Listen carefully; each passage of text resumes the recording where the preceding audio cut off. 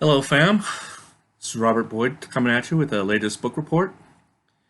And to present this book report, I had to have a drink, so I've made myself a Cape Cod, which is cranberry juice and vodka. And it's sort of to celebrate the end of summer. It's not quite exactly the end yet, but it's pretty close. Um, anyway, it's after Labor Day, so effectively it is the end.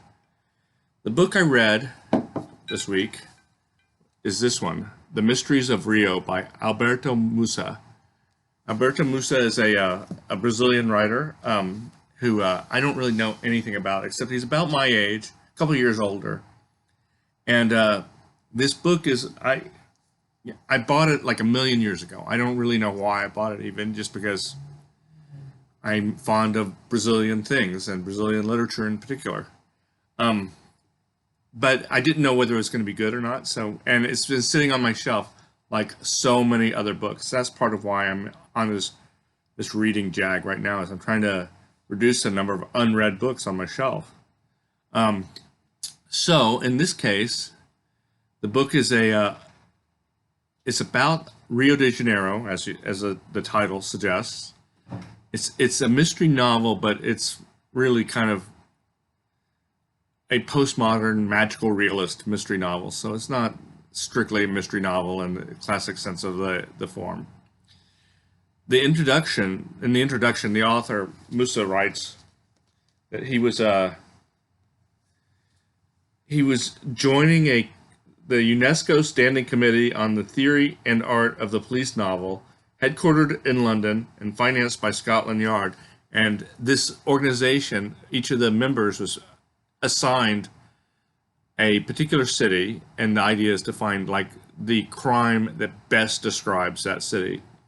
And he was given just a bunch of files, and he apparently, the fictional writer of this, who is, I assume, Alberto Mussa, but I assume there was never a UNESCO organization dedicated to mystery novels. He's given a bunch of files of famous crimes in Rio to research which one would be the most emblematic crime of its own city, and each of the writers who are in this organization is supposed to do the same. He falls out with the organization, but he keeps his files and decides to take the crime that he selected as the crime that defines Rio and write a novel about it, which he has done. And this is the novel. And the crime is that it takes place in 1913. There's a very elaborate brothel called the House of Swaps, where a well-known politician of the time goes, and he meets with a prostitute named Fortunata, and she goes down to the wine cellar, grabs a bottle of wine and some glasses, and brings it up to the room, and then screams and runs out because her client, the senator or whatever he is, he's some bigwig, has been strangled, is tied to the bed, blindfolded and dead. So that's the crime. That's the basic crime that needs to be solved. And Fortunata just basically disappears after that. Now, there are four main characters in this book. Fortunata, Rufino, an elderly sorcerer who is a former slave, who's reputed to have a huge fortune and who's done like sorceress deeds for various people in the book. And Aniceto, who Rufino claims is Fortunata's twin brother. And Baeta, also referred to as the expert, because he's a policeman who's learned like advanced technological methods of crime fighting, like fingerprints, which play a part in this. So first, there's a manhunt for for Fortunata, and she's never found.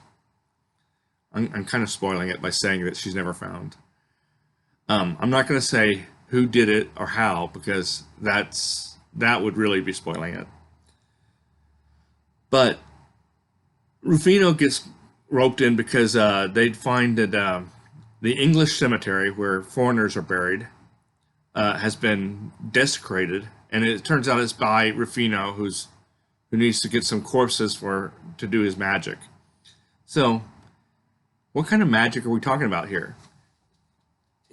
Rufino is a member of a Macumba or Candomblé, which are the two names for a variety of syncretic religions in Brazil. And while the book, mentions them in passing, it doesn't really describe what they are. So I will right now. But that's one thing I like about the book is that it just sort of assumes that you kind of know this stuff. And it picked a pretty good reader in me because I do kind of know this stuff. So Rufino is these two religions were brought over from Africa, from various tribes in Africa, and they got mixed with other tribal religions and with Catholicism. And there's a bunch of deities called Orishas, and there's a bunch of mystical tricks that you can do if you're a magician like Rufino. Now, Beata is he's because he's involved in scientific detection like fingerprints. He tends not to believe all the magic stuff, although the scales fall from his eyes as the story goes along. And the assumption of the story is that all this stuff is true and does actually happen. Sorry, I've got them written down here. Aniceto is a malandro, which is basically kind of a Brazilian Rio slang for street tough. And I guess it probably translates as like bad man. And he's a capoeira, which capoeira is a Brazilian martial art that was developed by slaves. But what Mussa makes clear is that it's not just the name of the martial art; it's also the name of the people who practiced it, and the people who practiced it were malandros. They were people who had been slaves or were one or two generations away from being slaves, and they were low class people in Rio, and they would get together and have riotous parties and celebrations and so on, and they were well known to the police, and the police pretty much figured they were all criminals. And two other actually, I'm going to talk about several other characters that are kind of important. There's Dr. Zamuda. He's a Polish physician who moved to Rio after studying medicine in Vienna, and he was a classmate of Sigmund Freud. And he's the one who owns and runs the brothel, the House of Swaps, and his right hand person is Madame Brigitte, and she hires all the prostitutes who are called nurses in the House of Swaps because Dr. Zamuda, as a front, has a doctor's office in the building, and Zamuda is a little bit like Freud in the sense that human behavior fascinates him, and he's made a study of it, and it's used as a brothel as kind of a laboratory to study human sexuality. And he has all these kind of insane theories about human sexuality, but some of them seem almost believable, but some of them are really racist and so on. Just what you'd expect from a character in 1913. And a lot of it has to do with him trying to figure out what people like, what turns them on, and what works especially for women. And so he uses his brothel, he the reason it's called the House of Swaps is because he opens it to married couples to come and have, you know, guiltless fun with other married couples. Um, it also has orgy nights, and he and Madame Brigitte keep insane, detailed records of the perversions that go on at the House of Swaps, and he uses that as his raw research material. So this book has a lot of sex in it, as you might imagine, and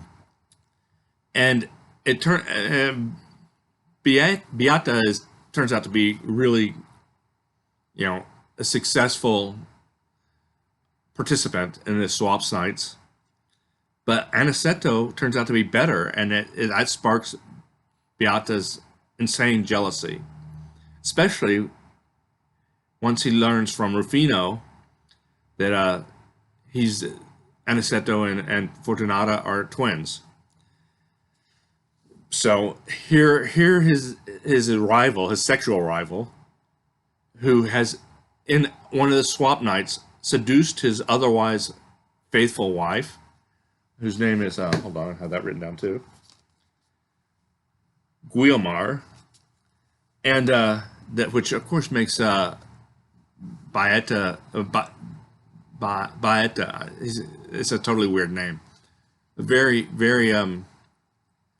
jealous. So if his rival was involved in the murder of this senator, then that would be perfect.